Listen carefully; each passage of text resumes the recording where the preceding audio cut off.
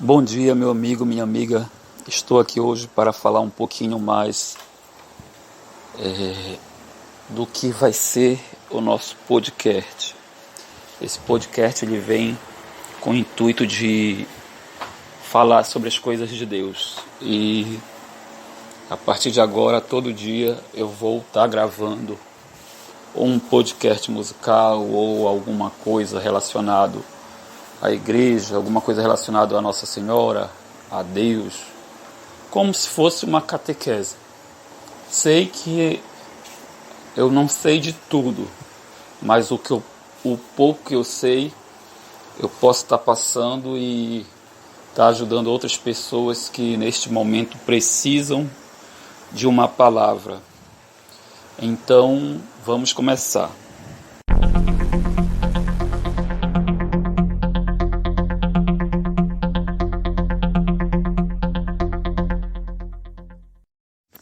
Em nome do Pai, do Filho e do Espírito Santo. Amém. Hoje a gente começa o nosso nosso segundo episódio do nosso podcast para falar um pouquinho sobre a nossa igreja, né? Eu vejo a igreja hoje como algo necessário para a minha vida, né? Onde a gente sabe que as pessoas que ali estão, elas estão tentando melhorar. Em algum momento da vida, ela vai para a igreja para tentar melhorar em algo que ela não está se sentindo bem. Ou lá do trabalho, ou no lado pessoal, ou no lado de relacionamento. Cada vez que você procura pela presença de Deus na sua vida, você coloca algo para Ele. Ou você agradece, ou você pede, ou você intercede pelo outro. Então, eu falo que a igreja, ela vem, né? A casa de Deus, ela vem para nos mostrar que a partir do momento que a gente está lá dentro, a gente começa um processo de lapidação, né? Onde tem várias pessoas com várias ideias e com vários tipos, né, de comportamento, onde eu posso aceitar ou não, né?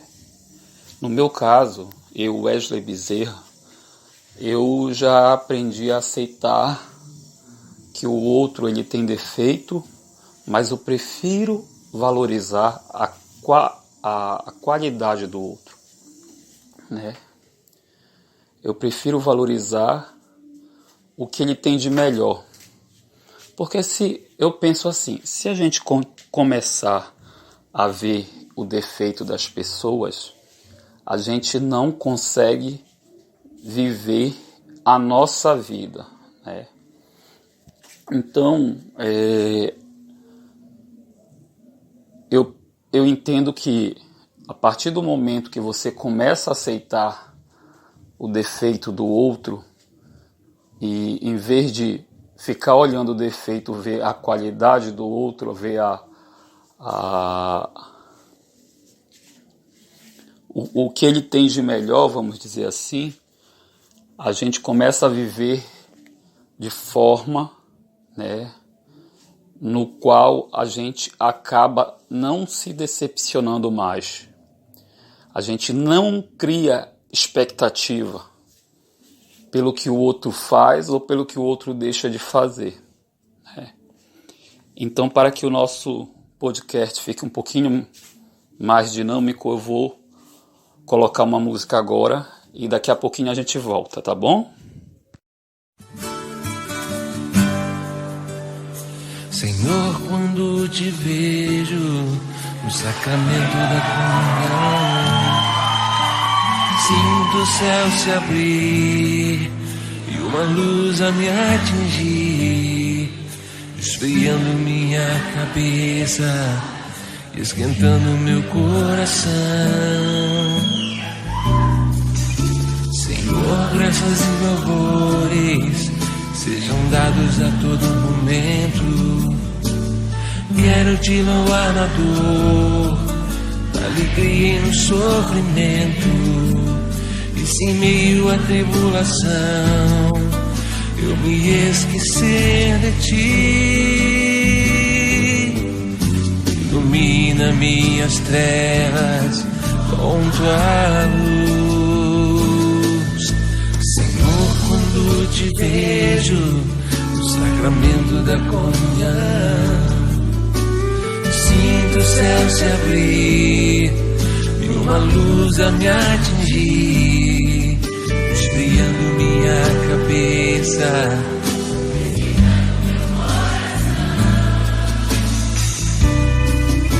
Senhor, graças e louvores,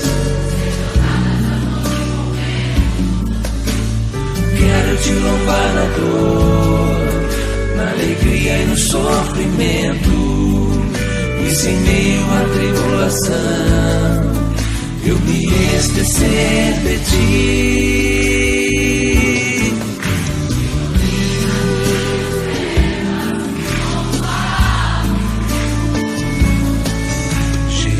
Jesus, fonte de misericórdia, vi chorar no templo.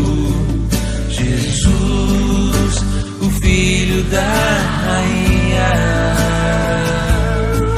Jesus,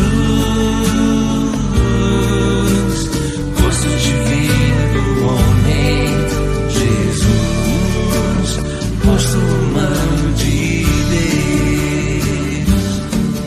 Jesus, fonte de misericórdia que jorra no templo.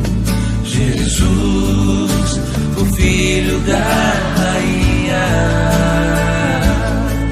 Jesus, rosto divino do homem. Jesus, rosto humano de Deus.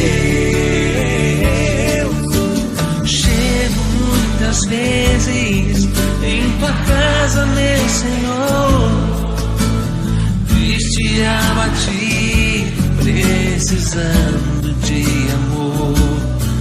Mas depois da comunhão, tua casa é meu coração.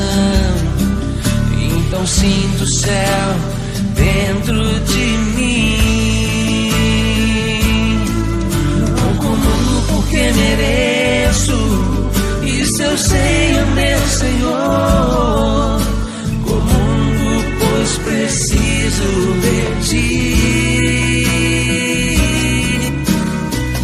Voltei à missa, eu fugia de mim, de ti, mas agora eu voltei, por favor, aceita-me.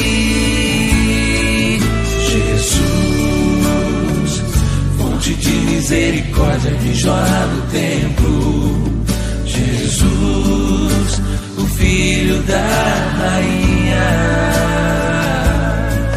Jesus, rosto divino do homem. Jesus, rosto humano de Deus. Jesus,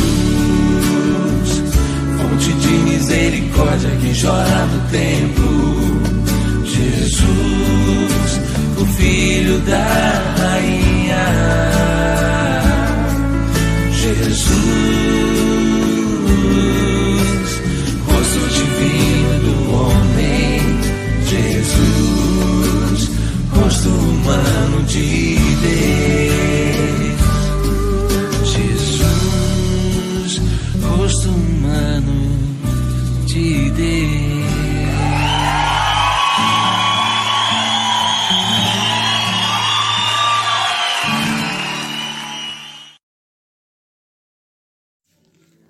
Bem, voltamos.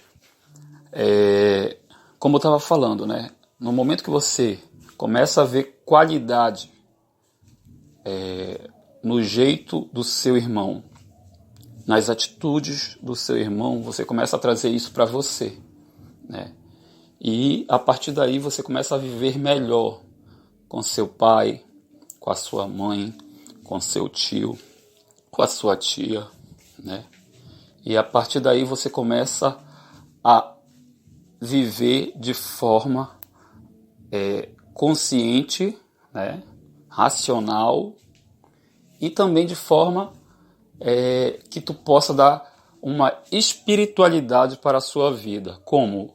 Poxa, Wesley, como é que eu posso dar uma espiritualidade para a minha vida? Deus, ele é espírito, né? Deus, ele é espírito. Então, se você tiver a presença de Deus na sua vida, né, você começa a fazer com que as pessoas sintam essa vida espiritual que você leva.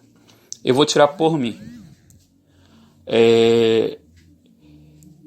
Eu, quando eu ia para a escola, né, no meu tempo de ensino fundamental, ensino médio, primeira coisa que a pessoa perguntava quando me conhecia era se eu era evangélico, né? Na época, as pessoas pensavam que só quem ia para a igreja, os rapazes que iam para a igreja, eram pessoas evangélicas. Eles não tinham a ideia de que uma pessoa católica poderia ser ativa na igreja. Ou pelo menos não queria acreditar que um rapaz católico poderia ser ativo na igreja. E na nossa época não tinha pandemia, né?